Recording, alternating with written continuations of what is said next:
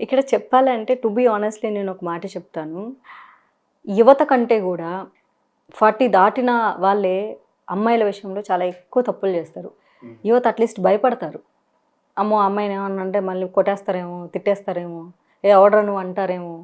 కొంచెం ఆ జంకు అన్నా ఉంటుంది అబ్బాయిలకి. ఎందుకంటే అది నేను అబ్జర్వ్ చేశాను. నేను కాలేజ్‌కెళ్ళే రోజుల దగ్గర నుంచి. అబ్బాయిలు దూరం నుంచి లైన్ కొడితే అంకుల్స్ అనేవాళ్ళు వచ్చి రుద్ది ఎళ్తారు. ఈ సూపర్ మార్కెట్‌కెళ్ళినప్పుడు నేను ఐ ఎక్స్‌పీరియన్స్‌డ్ పర్సనల్లీ. లేదా దారిలో ఇలా నడుచుకుంటూ నేను కాలేజ్ నుంచి ఇంటికి వస్తుంటే మామూలుగా మనం ఇట్లా పట్టుకొని బుక్‌లో వెళ్ళిపోతూ ఉంటాం గదా! అలా రుద్దుకొని ఎళ్తారు. ఇలా చూస్తే అంకుల్ ఉంటాడు. అబ్బాయిలనే వాళ్ళు అంత డేర్ చేయరు. అప్పుడే నాకు అర్థమైంది. అబ్బాయిలనే వాళ్ళు డేర్ చేయరు. అలా అంత దూరం నుంచైనా వాళ్ళు చూసుకుంటూ ఎళ్తారు. ఏదో కావాలంటే బైకేసుకొని ఎళ్లి 2, 3 సార్లు రౌండ్‌లు కొట్టి అలా అన్నా ఎళ్తారు వాళ్ళు. But these fellows middle age crisis అంటారంట దీన్ని. అంటే మనల్ని ఎవరు అనరులే, మన వయసుని బట్టి ఎవరు అనరు. ఫస్ట్ ఆఫ్ ఆల్ సైకలాజికల్‌గా వాళ్ళకి మిడిల్ ఏజ్ క్రైసిస్‌లో ఉంటారు. ఆ క్రైసిస్‌ని వాళ్ళు ఎలా దాన్ని తీర్చుకోవాలో తెలియక ఇలాంటి ఒక పనులు చేస్తూ ఉంటారు. బస్సులో అవ్వచ్చు, రోడ్‌లో అవ్వచ్చు, సూపర్ మార్కెట్‌లో. నేను హైదరాబాద్‌లో కూడా సూపర్ మార్కెట్‌కెళ్తే అలా రుద్దుకొని ఎళ్తారు. అక్కడ చూస్తే అంత స్పేస్ ఉంటుంది. మీరు కూడా కొంచెం కన్‌ఫ్యూజ్ అవుతారు కూడా. ఆ! అసలు ఏం జరిగింది? మళ్ళీ ఎందుకు ఇలా ఏమీ తెలియనట్లు చాలా అమాయకంగా ర్యాకులు చూసుకుంటూ ఎళ్తుంటారు. సో, అలా మళ్ళీ ఒకటికి 2 సార్లు చేస్తారు. రెండోసారి చేసినప్పుడు నేను ప్రతిసారి పిలిచి చెప్పా, "ఎక్స్‌క్యూజ్ మీ అక్కడ చాలా స్థలం ఉంది. అటెళ్ళు. ఓకే? నువ్వు రుద్దకు. ఇంకోసారి ఇది జరిగిందనుకో వేరేగా ఉంటది." ఇంకంతే. ఇంక ఆళ్ళు సైలెంట్ అయిపోయి వేరే చూసుకొని వేరే వాళ్ళ దగ్గరికెళ్ళిపోతారు. దాంతో పాటు అంటే నేను నోట్స్‌తో నేను చెప్పలేను గానీ ఐ హావ్ సీన్ ఇప్పుడు ఒక్కసారి నా సోషల్ మీడియాలోనే నేను పెట్టుకుంటాను. అక్కడైతే నేను ఎందుకంటే నేను ఒక్కదాన్నే ఉంటాను కాబట్టి నేను కొంచెం మంచిగా ఎక్స్‌ప్లోర్ చేయగలను. కొన్ని సందర్భాలలో దాన్ని ఎగ్జాక్ట్ ఆ వర్డ్‌ని గూడా తెలుగులో అయితే ఏమంటారో నాకు నిజంగా తెలీదు. ఇంగ్లీష్‌లో చెప్పండి. ఇంగ్లీష్‌లో గూడా దాన్ని ఏమంటారో తెలీదు. నా ఫ్రెండ్స్‌ని అడిగి కొంచెం మంచి టెర్మినాలజీ వర్డ్ దాన్ని తీసుకొని నేను చెప్పగలను నిజంగా. అంటే మీరు ఇంగ్లీష్‌లో చెప్తే నేను దాన్ని తెలుగు నేను ట్రాన్స్‌లేట్ అది చేస్తాను. చేయలేరు మీరు. ఓకే. అంటే అది నిజంగా అంటే ఎంత దారుణం అంటే దట్ వాజ్ మై ఎక్స్‌పీరియన్స్. ఇది నేను నా ఫ్రెండ్స్ దగ్గర షేర్ చేసుకుంటే అమ్మాయిలు, నాకు కూడా ఇట్లా జరిగింది తెలుసా! అంటే ఇది ఆడపిల్లలు బయటికి చెప్పుకోలేరు. కొంతమంది మేబీ సైకిక్ నేచర్స్ అనుకుంటా. ఈ అమ్మాయిలు అలా ఒంటరిగా అలా ఉన్నప్పుడు వచ్చి ఆళ్ళు ఆ ప్యాంట్ ఇప్పేసి ఆళ్ళ పని ఏదో వాళ్ళు చేసేసి అది ఎందుకు చేస్తారో అది అర్థం కాదు. చాలా అంటే చాలా ఆక్వర్డ్ థింగ్ అది. నేను ట్రైన్‌లో ఎళ్ళేటప్పుడు జరిగింది. అవునా? నా ఎక్స్‌పీరియన్స్ మేము కాలేజ్ చదువుకునేటప్పుడు జరిగింది. ఆఖరికి నేను 2 సినిమాలు చేసిన తర్వాత నేను ఫోన్ మాట్లాడుతున్నా. హీరోయిన్ అక్ష ఉండేది. అక్షతో ఫోన్ మాట్లాడుతూ బాల్కనీలో తిరుగుతున్నా. ఫస్ట్ ఫ్లోర్ మాది. అలా ఇలా తిరుగుతుంటే కింద కారు కారు పోతుంది, వస్తుంది, కారు పోతుంది. ఎందుకు ఇట్లా తిరుగుతుందని చూసుకొని మాట్లాడుతున్నా. ఆడ కార్ స్టాప్ చేసేసి హి స్టార్టెడ్ డూయింగ్ సంథింగ్. ఇటు చూస్తే మా ఇంటి ఎదురుగా వేరే లేడీస్ హాస్టల్ ఉంది. వాళ్ళైతే పరిగెత్తుకెళ్ళి డోర్‌లేసుకుంటున్నారు. ఈ అమ్మాయిలు ఎందుకు డోర్‌లేసుకుంటున్నారు? మా ఫస్ట్ ఫ్లోర్‌లో ఉన్న అమ్మాయిలు. కిందకి చూస్తే నేను కూడా వెళ్ళి డోర్ వేసుకొని and I was telling to Aksha, Aksha I've seen something this kind of guys అంటే, oh my god! You also got this experience? Even I have got the same experience. అది ఒక అమ్మాయి ఇంకొక అమ్మాయికి షేర్ చేసుకుంటేనే వాళ్ళ లైఫ్‌లో ఎప్పుడెప్పుడు ఎలాంటి సంఘటనలు జరిగినాయి అన్నవి మాత్రమే అది అమ్మాయిలే వచ్చి చెప్పుకోగలరు తప్ప అది బయటకి చెప్పుకోలేరు. మేము కాలేజ్‌లో డిగ్రీ సెకండ్ ఇయర్ చదివేటప్పుడు ఎగ్జామ్స్ జరుగుతున్నప్పుడు ప్రిపేర్ అవుతుంటాం. ఈవినింగ్ చల్లగా ఉంటుంది. అందరికి మా రైల్వే క్వార్టర్స్. మేము బయట కంపౌండ్‌లో చదువుకుంటూ అటు ఇటు చెట్ల మధ్యలో తిరుగుతూ ఉంటే వన్ గై వాజ్ మా ఇంటి ముందు రోడ్డు, ఇంకా తర్వాత అంతా మాకు చెట్లు అనమాట. ఎందుకంటే అక్కడ జైలు వాల్ వస్తుంది. మాది బళ్ళారి జైలు వాల్. మొత్తం ఇంకా పిచ్చి చెట్లు అంతా ఉంటాయి. ఎప్పుడన్నా ఒకసారి ఆ రైల్వే డిపార్ట్మెంట్ వాళ్ళు వచ్చి కొంచెం క్లియర్ చేసిపోతుంటారు. బట్ చెట్లు ఉంటాయి, స్నేక్స్ వస్తూ ఉంటాయి. బట్ ఇండ్ల వరకు రావు. ఎందుకంటే ఇంకా మాదే లాస్ట్ లైన్ కాబట్టి. ఈవినింగ్ అమ్మాయిలు మా కాలనీలో మొత్తం 4 అమ్మాయిలు ఉన్నారు. నలుగురు అందరికి ఒకటే టైం. అందరూ డిగ్రీనే చదువుతున్నారు. Different groups. అందరూ కంపౌండ్‌లోకి వచ్చి చదువుకుంటున్నారు.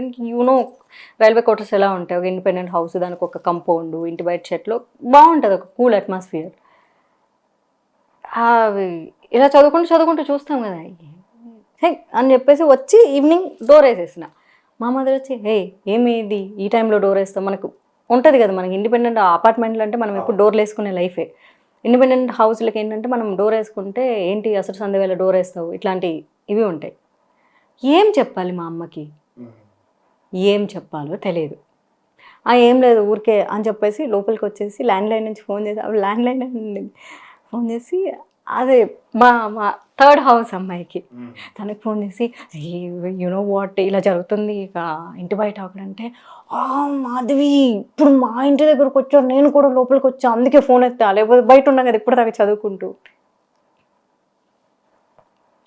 వీళ్ళందరినీ అంటే దీన్ని ఎగ్జాక్ట్గా దీన్ని తెలుగులో ఏం చెప్తారో తెలియదు, యాక్షన్సే చెప్పగలం కానీ ఇంత సైకోపాత్ నేచర్స్ ఇవన్నీ కూడా యాక్చువల్లీ సొసైటీలోకి వచ్చి మాట్లాడితే ఇన్స్టాగ్రామ్ మెసేజ్ నిజంగా నేను పెడితే ఇన్స్టాగ్రామ్ మెసేజ్లోకి నాకు ఎంతమంది అమ్మాయిలు మెసేజ్ పెడతారో నేను లెక్క పెట్టాను. అక్క నా లైఫ్లో ఇట్లా జరిగింది, అవును నా లైఫ్లో ఇలా జరిగింది అని మెసేజ్లు పెట్టే అమ్మాయిలు ఇంతమంది ఉంటారు. నేను ఎప్పుడన్నా ఏదైనా సందర్భం గురించి మాట్లాడితే ఇన్బాక్స్లోకి వచ్చి చాలామంది అమ్మాయిలు మెసేజ్ పెడతారు, మా లైఫ్లో కూడా ఇలానే ఉంది ఎవ్రీవేర్. అది ఒక్కటేంటి మీరు టీచర్ ఏంటి, లైక్ అంకుల్స్ అయితేనేంటి, కాలేజ్ స్టూడెంట్స్కి. మొన్ననే నేను ఒక ఇన్సిడెంట్ షేర్ చేసిన ఇన్స్టాగ్రామ్లో. నేను డిగ్రీ చదివేటప్పుడు మీకు ఒక విషయం చెప్పాలని ఉంది అని. డిగ్రీ చదివేటప్పుడు ఒక అంకుల్ మంచి పొజిషన్లో ఉన్నాడు ఆయన. మేము డిగ్రీ చదువుకుంటున్నాం, మేము థియేటర్ చేయాలని అనుకుంటున్నాం, థియేటర్ ప్రాక్టీస్ చేస్తున్నాం, ఒక మంచి డ్రామా. సో అంకుల్కి ఫోన్ చేసి అంకుల్ ఈరోజు అక్కడికి రావాలా ప్రాక్టీస్కి, సో లేకపోతే రేపు ఉందా ప్రాక్టీసు అని అడిగితే మాధవి నువ్వు ఇంటికి వచ్చేసాయి. అంకుల్ ఇంట్లోనా అంకుల్ ప్రాక్టీస్ అని మనకి నీకేం తెలుసు అంకుల్ ఇంట్లోనా అంకుల్ ప్రాక్టీస్ అంటే కాదు మా ఆవిడ మా అమ్మాయి ఊరు వెళ్ళారు నువ్వు వచ్చేసాను. అయితే ఎవరెవరు వస్తున్నారు అంకుల్ అన్నాను నేను. ఎవరు లేరు ఒకదాని. అరే మనకి ఎట్లా అనిపిస్తుంది, మనకేమో చాలా గౌరవంగా చూసేటటువంటి ఒక అంకుల్. అలాంటిది మేము కాలేజ్ స్టూడెంట్స్, మేము కాలేజ్కి వెళ్తున్నాము, ఒక డ్రామా ప్రాక్టీస్ చేస్తున్నాము, అందులో నేను మెయిన్ లీడర్ ఆఫ్ కోర్స్. అందులో కూడా మిగిలిన పాత్రలు చేసే వాళ్ళందరూ మా లెక్చరర్స్, మా కాలేజ్లో ఉమెన్స్ కాలేజ్ లెక్చరర్స్ అండ్ పక్కన మున్సిపల్ కాలేజ్ ఉంది లెక్చరర్స్, ఇద్దరు మిగిలిన పాత్రలు చేస్తూ ఉన్నారు. సో ఈ అంకుల్ అనేనా ఒక lecturer? No he's not lecturer, is different, ఒక ఆర్గనైజేషన్కి ప్రెసిడెంట్. సో మాకు ఎంత గౌరవం ఉంటుంది అంటే cultural organisation president. Cultural organisation president. So and లేదు నువ్వే వచ్చేసే మళ్ళీ రెండోసారి చెప్పాడు. మా ఆవిడ మా కూతురు ఊరెళ్ళారు, నువ్వు రా బాగుంటుంది అని. ఇక అప్పుడు ఫ్లాష్ అయింది. అవును అంకుల్, సర్లేండి అంకుల్ నేను ఈరోజు ప్రాక్టీస్కి పోవట్లేదు అని చెప్పేసి ఫోన్ పెట్టేశాను అంతే. రా మాధవి అని, నేను రాను అంకుల్ నేను ఇంటికి పోతున్నాను అని చెప్పేసి పెట్టేసాను. అలా అంతే మన ఆన్సర్లు వెంటనే ఫట్టు వచ్చేస్తాయి అనమాట. నా కాలేజ్ అయిపోయింది ఇంటికి పోతుందని చెప్పేసి ఎక్కడో మన ఎస్టీడీ బూత్ నుంచి ఫోన్ చేశాను. మనకంతా ఎస్టీడీ బూత్లే అప్పుడు, మన ఇంటికి పోయి మళ్ళీ ఇంట్లో ల్యాండ్లైన్ ఇవన్నీ గోల్. ఎందుకంటే కాలేజ్ నుంచి ఇంటికి పోయేటప్పుడు ఎస్టీడీ బూత్ ఉంటే అక్కడ నుంచి కాల్ చేశాను. I still remember that moment. తప్పని ఫోన్ పెట్టేసి నా ఫ్రెండ్స్దే ఆ బూత్, అక్కడ అందరు కూర్చొని మాట్లాడుతున్నారు. ఇంకా నేను కాసేపు కూర్చొని తర్వాత ఇంటికి పోదామని, తెలుసా ఇట్లా అన్నాడా అంకుల్ అని చెప్పేసి అంటే నేను మంచివాడు అనుకున్నాను అంకుల్ అని మిగిలిన ఫ్రెండ్స్ అందరు. మీరు మంచివాడు అనుకున్నారు, నేను కూడా చాలా మంచివాడు అనుకుంటున్నాను. దెన్ వెళ్ళిపోయి అండ్ నెక్స్ట్ డే ప్రాక్టీస్కి వెళ్ళినప్పుడు మా లెక్చరర్స్కి చెప్పేశా, సార్ అంకుల్ ఇలా అన్నారు సార్, నాకు నచ్చలేదు సార్ అస్సలు అని. నాకు కూడా తెలియదు మాధవి ఆయన ఇలా మాట్లాడతాడని. అంతే కదా, మా లెక్చరర్స్ ఎవరికి తెలియదు కదా, మాకు తెలియదు. సార్ నేను డ్రామా చేయండి సార్ నేను అని. వాళ్ళ కోసం నువ్వెందుకు చేయడం మానేస్తావు, మేమందరం కదా చేస్తున్నాము, ఇది మనది కదా డ్రామా, మనం చేద్దాం, నువ్వేం మాట్లాడొద్దు ఆయనతో, నువ్వేం మాట్లాడొద్దు, నువ్వు దూరంగా ఉండు, ఆయన వస్తే నువ్వు వెళ్ళిపో, అసలు ఇంకా ప్రాక్టీస్ చేస్తున్నప్పుడు ఆయన వచ్చేసేస్తే నువ్వు వెళ్ళిపో. ఇక పర్ఫార్మెన్స్ రోజు ఎలాగో స్టేజ్ మీద మనం ఉంటాం, స్టేజ్ వెనక నుంచి వస్తాము, స్టేజ్ మీద చేస్తాము, వెళ్ళిపోండి, ఇంకా దట్స్ ఇట్.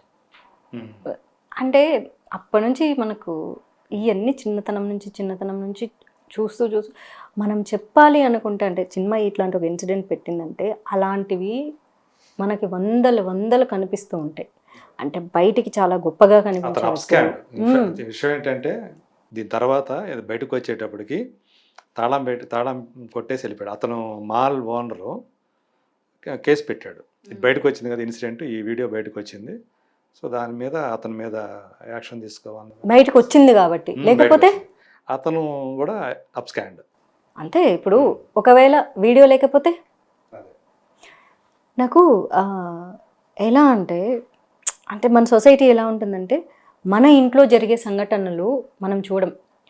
మన ఇంట్లో మన అన్న పిల్లలు, అక్క పిల్లలు, మన కజిన్స్ అనుకున్న వాళ్ళే చిన్న పిల్లల్ని ఇది గుడ్ టచ్ బ్యాడ్ టచ్ కాన్సెప్ట్లో మన ఇళ్లల్లోనే జరుగుతుంటాయి.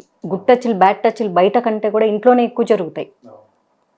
ఆ good touch bad touch because నేను చిన్నప్పుడు నా మొలస్టేషన్ ఎక్స్పీరియన్స్ నాకు తెలుసు. Maybe that was one of the reason నేను మొన్న వరకు ఐ హేట్ మెన్ అని తిరగడానికి రీజన్ అదే. ఎందుకంటే ఎందుకంటే చిన్న మనసు, 6 ఏళ్ళు 7 ఏళ్ళ వయసు అప్పుడు చిన్న మనసు కాక ఏముంటుంది? 6 ఏళ్ళు 7 ఏళ్ళ పిల్లల్ని మనం ముద్దు చేసే విధానం ఎలా ఉంటుంది? పసిపిల్లలు కదా. నేను కూడా ఐ వాజ్ స్మాల్ గర్ల్. కానీ వాళ్ళకు తెలుసు, గుడ్ టచ్ తెలుసు, బ్యాడ్ టచ్ తెలుసు. ఎందుకు తెలియదు? స్పర్శ. ఇప్పుడు ఆ నెగిటివ్ పీపుల్ని, పాజిటివ్ పీపుల్ని 2-3 ఏళ్ళ పిల్లలే గమనిస్తారు. వాళ్ళు ఎత్తుకోవడానికి చేతులు చాపితే కూడా వెళ్ళరు వాళ్ళు, బికాజ్ దే ఫీల్ కంఫర్టబుల్ కాదు అని.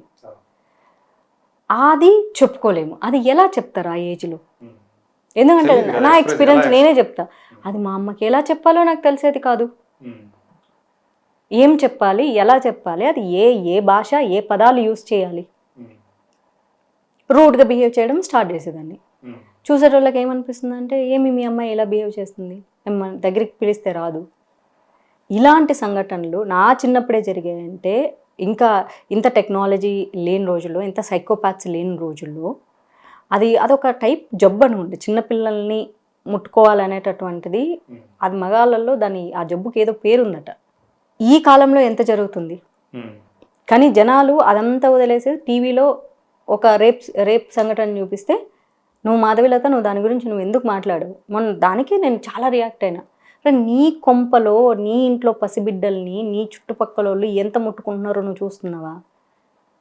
వాళ్ళు ఎత్తుకుపోయి చాక్లెట్ ఇస్తానని వాళ్ళని చిన్న పిల్లల్ని రేప్ చేస్తున్నా నువ్వు చూస్తున్నావా? నువ్వు చూడట్లేదు కదా. టీవీలో చూపించేదేంటి? రోజుకు 2000 రేపులు జరిగితే 2 రేపులు చూపిస్తారు టీవీలో, అంతే. చెప్పుకోలేక కొందరు, చెప్తే పట్టించుకోక కొందరు, ఇలాంటివి చాలా రోజు జరుగుతూనే ఉంటాయి కామన్ అని కొందరు. అసలు పెద్దవాళ్ళ మీద జరిగే దానికంటే కూడా పసిపిల్లల మీద జరిగేవి చాలా ఎక్కువ జరుగుతున్నాయి. వీటన్నిటి పట్టించుకోరా? ఇంకొకటి, పబ్బులకి పార్టీలకు వెళ్తే ఆ అన్కాన్షియస్ పౌడరో మెడిసినో ఏదో ఇచ్చి వాళ్ళకి తెలియకుండా జరిగే రేపులు కోకొల్లలు ఈ రోజుల్లో. వాళ్ళకి అది రేపు జరిగిందన్న సంగతి కూడా అసలు వాళ్ళకి తెలియదు. దాన్ని కూడా మళ్ళీ జడ్జిమెంట్ ఎవడు బొమ్మన్నాడు పార్టీకి? అది మందులోనే కలపాలని రూల్ ఏముంది? ఫ్యామిలీ పార్టీ అని చెప్పేసేసి కూల్ డ్రింక్లో కూడా, తినే ఫుడ్లో కూడా ఏమేమో కలుపుతున్నారు కదా. ప్రైవేట్ పార్టీస్ అనే పేరుతో ఏమేమి జరుగుతున్నాయి? కొంపలల్లోనే జరుగుతున్నాయి ప్రైవేట్ పార్టీస్. సరే, పబ్బుల పార్టీలకు వెళ్తే చెడ్డోళ్ళు, ఇళ్ళల్లో పార్టీలకు అయితే పోతాం. అందులో కలిపిస్తే అన్కాన్షియస్ అయినప్పుడు ఏమేమో చేస్తే, బికాస్ ఇలాంటి కొన్ని సంఘటనలు డాక్టర్ల దగ్గరికి వస్తున్నాయి. సో అమ్మాయి ప్రెగ్నెంట్ అయింది, అమ్మాయి ఎలా అయిందో అమ్మాయికే తెలీదు. అమ్మాయికి బాయ్ ఫ్రెండ్ లేడు, అమ్మాయి ఎవరితో పోలేదు, అమ్మాయి పార్టీలు చేసుకోలేదు, తాగే కూల్ డ్రింక్లో కలిపి ఇచ్చేశారు. ఎప్పుడు జరిగింది అంటే కూడా తెలియదు, అమ్మాయికి తెలియదు అసలు. ఇలాంటివి దీనికి కూడా ఏదో టెర్మినాలజీ వర్డ్ ఉందండి. దీన్ని ఏవో రేప్స్ అంటారు, మ్యారిటల్ రేప్స్. భార్యకి ఇష్టం లేకపోతే అది రేపే. ఇవి ఎప్పుడు మ్యారిటల్ రేప్స్ కింద ఎంతమంది విమెన్ సఫర్ అవుతున్నారు? ఇది చాలా పెద్ద సబ్జెక్ట్ అండి, which is a debatable topics. ఎవ్వరూ బయటకు వచ్చి చెప్పుకోలేరు సంసారాలు పోతాయని. కానీ నాకెలా తెలుసు అంటే, ఆమె ఉమెన్, నేను మాట్లాడుతూ ఉంటాను చాలామంది ఉమెన్తో, వాళ్ళ ఫ్యామిలీ ప్రాబ్లమ్స్ షేర్ చేసుకుంటారు, వాళ్ళ ఎక్స్పీరియన్సెస్. నేను యాక్చువల్లీ చెప్పాలంటే మేబీ నాకు చిన్నప్పటి నుంచి కూడా, స్కూల్ డేస్ నుంచి డ్రీమ్, నేను మంచి ఇలాంటి ఒక, దాన్ని ఏమంటారో ఎగ్జాక్ట్గా తెలియదు కానీ మంచి కౌన్సిలింగ్ అయితే ఇస్తాను నేను, లైఫ్ కోచ్ నేను. సో ప్రాబ్లమ్స్ ఉమెన్ అంతా వచ్చి చెప్పుకుంటారు. అదే మీరు లైఫ్కి సంబంధించి, లవ్కి సంబంధించి, ఎస్, మ్యారేజ్కి సంబంధించి అన్నీ పంచుకుంటూ షేర్ చేస్తూ ఉంటారు కదా. కొంతమంది మీకు పెళ్ళే కాలేదు ఇవన్నీ మీరు ఎట్లా చెప్తారని మిమ్మల్ని అడగటం. ఎగ్జాక్ట్లీ. ఆ, ఆ నాలెడ్జ్ ఉంటే సంసారాలు చాలామంది ఆడవాళ్ళు నాశనం చేసుకోరు కదా. కొన్ని సంసారాలు మగవాళ్ళ వల్ల నాశనం అయితే కొన్ని సంసారాలు ఆడవాళ్ళ వల్లే నాశనం అవుతాయి. ఉమ్, ఆ నాలెడ్జ్ ఎవరికైతే ఉండదో వాళ్ళ సంసారాలే వాళ్ళే నాశనం చేసుకుంటారు. లేదా హస్బెండ్ నాశనం చేస్తూ ఉంటే ఎలా డీల్ చేయాలో నాలెడ్జ్ తెలియదు కాబట్టి నాశనం చేసుకుంటారు. దానికి ఎక్స్పీరియన్స్ ఎందుకు, తెలివితేటలు ఉండాలి కానీ.